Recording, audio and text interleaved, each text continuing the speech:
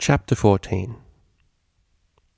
"Octavia, I have a reputation to maintain," Vinyl muttered, cheeks red with shame as she tried to pull the beanie over her eyes. "Oh, shush, you sound just like The cellist stopped talking abruptly, freezing in place. "Like who?" "Like a broken record, I meant to say." "Whatever, it still looks stupid." Vinyl tore the beanie off her head and placed it back on the hook. Luckily, the shop wasn't very busy this early in the morning. Only 2 other ponies were nearby, and they were too busy obsessing over different colored saddles to pay the other couple any mind, which was fortunate because they weren't being very subtle today. The DJ had been so drunk on the fact that they shared the bed again, innocently of course, that she hastily agreed to the plan her roommate set out for the day. It was Thursday, so the grey mare had 2 tutorials in the afternoon, which meant she wanted to get as much done in the morning as possible. Remembering the difficulties they experienced on their spicy date a few days ago, Octavia decided that proper clothing was of utmost importance in the event they wanted to venture outside again. She'd already secured herself some lovely blue boots and a white scarf, and was now attempting to outfit her roommate in similar clothes. "But it looked great! It matched your mane perfectly," Octavia persisted, following the DJ as she walked over to a different rack. Well, this one isn't too bad, I guess." Vinyl plucked a greyish beanie from a hook and pulled it over her head. Most of her mane still stuck out from underneath it in a spiky mess, making her look rather cute. Octavia didn't dare say as much out loud, of course. "Pretty sexy, huh?" said Vinyl. The cellist didn't reply verbally, instead fluttering her eyelashes and smiling. She may have been new to this flirting activity, but she was learning quickly, as evidenced by the DJ choking on air for a moment. "Is something wrong, Vinyl?" Her smile grew. Recovering somewhat, the unicorn stepped closer. "Damn it, Octavia," she whispered. "That was totally unfair." "I have no idea what you're talking about," the grey mare replied innocently, brushing past her roommate in order to inspect the hoofwear section. "Now, why don't you pick out some boots? You'll need them, especially if we go out walking at night again." All right. Vinyl turned and glanced at the display. "How about these dark ones with a black rim? Rather droll, don't you think? Besides, I expected more colorful choices from you." "But gray and black are my favorite colors," the DJ replied defensively. "I'm only saying that it's rather odd." Octavia trailed off, and when Vinyl looked to see why, she found the cellist smirking knowingly at her. "What?" Vinyl frowned. "You're very sweet, but I don't mind if you want to pick brighter shades. Really, they'd suit you better." Huh?" It was Octavia's turn to frown in confusion. "You mean you're not doing this on purpose?" "Doing what?" The DJ was getting rather bewildered at the odd behavior of her roommate.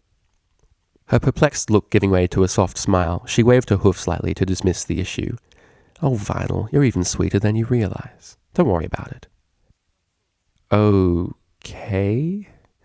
Vinyl turned her attention back to the boots. "Screw it. I'm gonna get these, and I don't want to hear a word against them." "Not a word."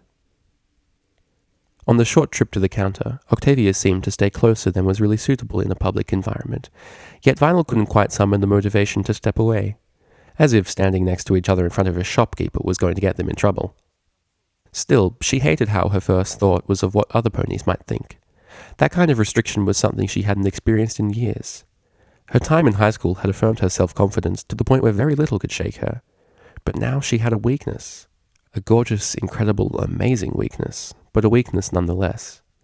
Octavia was the chink in her armor, the soft spot in her psyche. She was simultaneously the most valuable and the most vulnerable part of her. So now she had to worry about what other ponies would think, for Octavia's sake. Before, she could ignore the opinions of others, on the basis that she had no pony to answer to by herself. Her parents had long given up, and she had no siblings. It was sort of why she became so self-assured in the first place, despite her failings. The world expected nothing from her, so nothing bothered her. This weakness, she realized, was an inherent part of what she now shared with Octavia. Whatever it was absolutely crucial. It was this gap in her protection that allowed her to feel the way she did. Vinyl paid for the clothing on autopilot, still deep in thought. They exited the shop and stood for a moment in the street, letting the steadily growing crowd shuffle by. It didn't take Octavia long to realize something was wrong when her DJ didn't say anything. "Vinyl, are you all right?" she asked, more than a little bit concerned at the uncharacteristic silence. Huh? Oh, yeah, I'm fine. The unicorn seemed to come out of a daze, quickly donning a grin that put her roommate's heart at ease. Is there anywhere else you want to visit before we go home? Home, as in our home, that we share together. Nah, let's head back. I'm sick of sharing you with the rest of the world, replied the DJ, cheering internally at the blush on Octavia's cheeks. It usually meant that she'd be treated to an extreme close-up of those pretty amethyst eyes as soon as they got through the door, which, the fluttering in her chest admitted, was quickly becoming her favorite hobby. It was fortunate, then, that the cellist seemed just as enthusiastic about their latest shared activity, because kissing was extremely fun. Staying up into the early hours of the morning, holding each other tightly, with nothing but the soft sound of lips against each other to disturb the peace. It was magical. More magical than actual magic. As they walked back through the streets of Manhattan, Octavia seemed to accidentally bump her hips against vinyls a lot more than usual. It wasn't much, but it pushed the DJ's mind into uneven terrain. It was a topic that was bound to come up sooner or later, and she guiltily admitted to herself that she wasn't exactly trying to stop thinking about it. If just kissing was so fun. But those were dangerous waters to tread. Vinyl buried the thoughts under a pile of worries and did her best to ignore them for the time being. Her cellist trotted along merrily, completely oblivious to the impure thought processes transpiring in the white pony beside her. As they entered and traversed the university campus, Octavia snuck a glance at Vinyl, who was still grinning at something unseen. The cellist knew, on some level, that she didn't really have to sneak glances anymore, and that Vinyl probably wouldn't mind in the slightest if she asked to spend the rest of the day, the year, my life, eternity, just studying her every facial feature. The only thing that stopped her was the ever-present fear of creeping her roommate out. Sure, she had gotten away with a lot of things lately, but there was no reason to push the boundaries. Vinyl hadn't even said a word when she woke up and saw Octavia sheepishly pushing her bed against the DJ's so they could have more room to roll around during their experiments, she liked to call them. Because that's what they were, really. She needed to find out if it was possible to kiss a pony until they could no longer articulate thoughts. It was, but further study was needed. Octavia was good at studying. And so the cellist found herself wearing a grin not unlike the one on the unicorn beside her, while entertaining some thought processes that were also not far removed from her roommates. As they wandered down the path leading to the student village, the two ponies noticed a particular secret waitress stepping out of their building.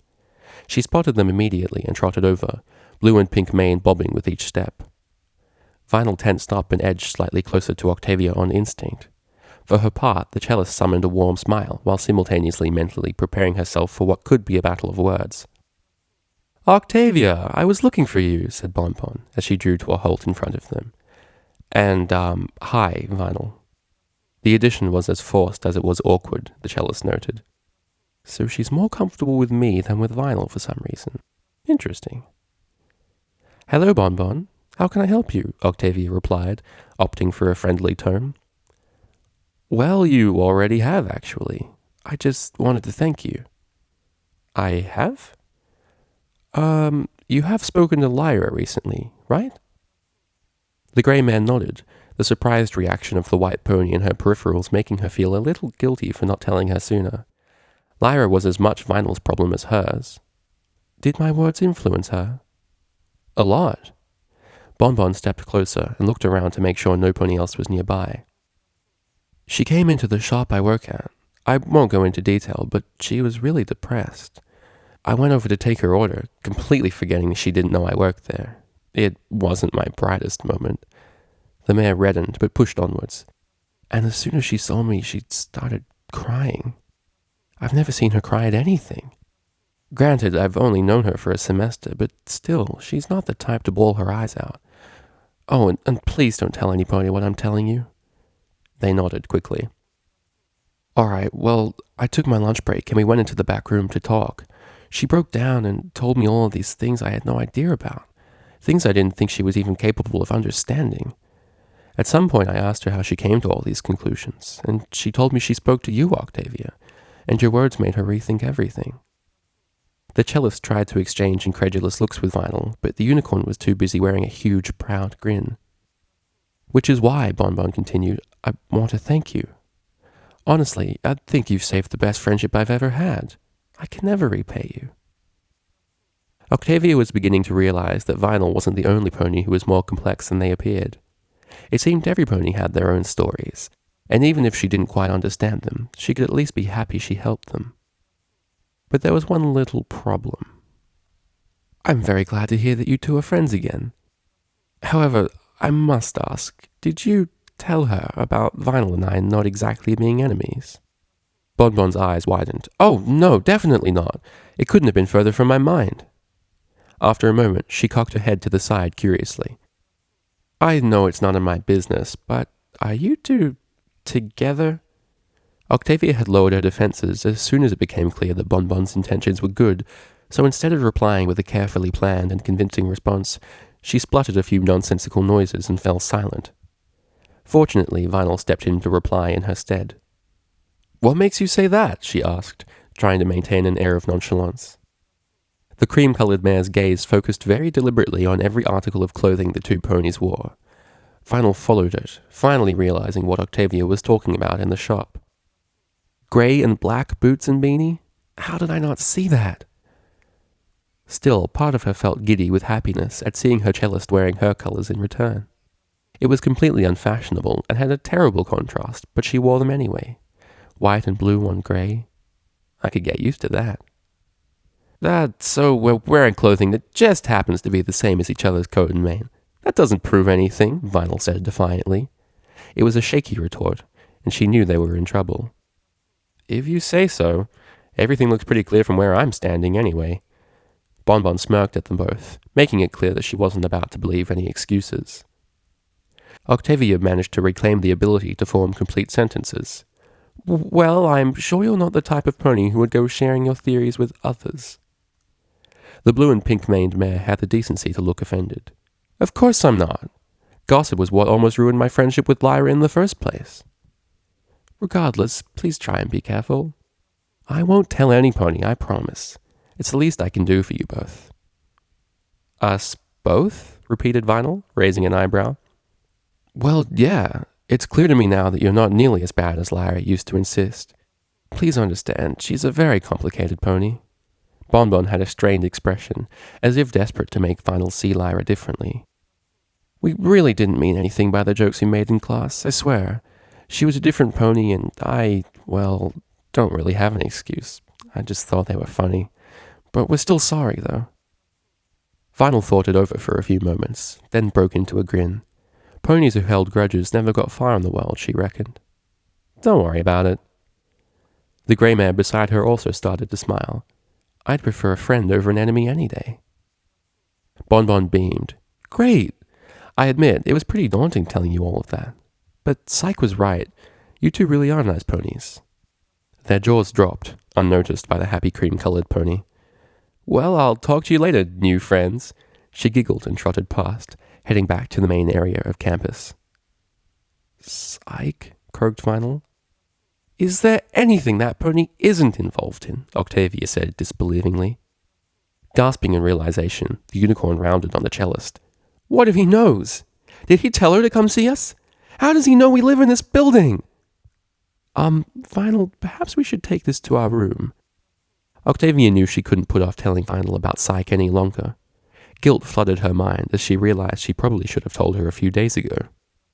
They made haste into the building and up the stairs, welcoming the warmth inside. The cold was less noticeable when they had clothes on, but it was far from gone. Once inside their room, Octavia deliberately took her time taking off each boot, trying to stall the dreaded moment for just a bit longer. Vinyl pulled her beanie off, letting her hair resume its former shape. She slipped off the boot and approached her roommate slowly. In any other circumstances, she'd move in for a kiss, but she was far too worried to be in the mood. Do you know something I don't? She asked quietly. Octavia cringed and looked at the ground. Please don't get angry. The unicorn felt a stab of pain in her chest at the idea. She quickly moved closer and raised the cellist's chin so she could look her in the eyes. I'm not going to get angry. Just tell me what's up, because I feel out of the loop here. Taking a deep breath, Octavia took the plunge. Psyche is the current student counselor.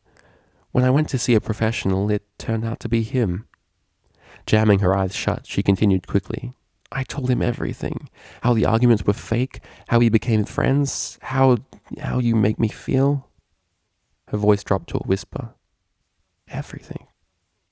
She didn't dare open her eyes to see Vinyl's reaction, for fear of seeing those garnet eyes laced with disappointment, or rage, or sadness. It would be too much. Vinyl, I am so sorry. I was confused about so many things, and... The feeling of lips quickly pressing against hers indicated it was time to stop talking. It was a short peck, meant to silence and reassure simultaneously. What did he say? The DJ asked softly. He gave me some advice. It gave me the courage to come back to you, and, well, you know what happened. He didn't say I knew it or anything? No, definitely not. He was completely professional. Vinyl sighed in relief. I'm glad to hear he's not as much of a douchebag as I thought he was, but I'm still kind of hurt you didn't tell me. She immediately found herself enjoying the extreme close-up she'd been thinking about earlier in the day. It was impossible to not immediately accept the cellist's apology. You know what? I'll get over it. With the words out of the way, she moved in to return fire. This was something she hadn't considered during her reverie at the shop. She had thought of Octavia as a weakness, albeit one she couldn't do without, but a weakness nonetheless. That may have been true, but it wasn't the extent of Octavia's influence in her life. As she had just felt, the cellist gave her the strength to not let the little things affect her. She was her greatest strength as well as her most vulnerable weak point. It didn't matter that Psyche knew, or that Bonbon suspected, or that everybody would probably know soon enough. All that mattered was Octavia, breathing hard and blindly trying to pull Vinyl closer than was physically possible. At the end of the day, as long as she could come home to her cellist, nothing else mattered.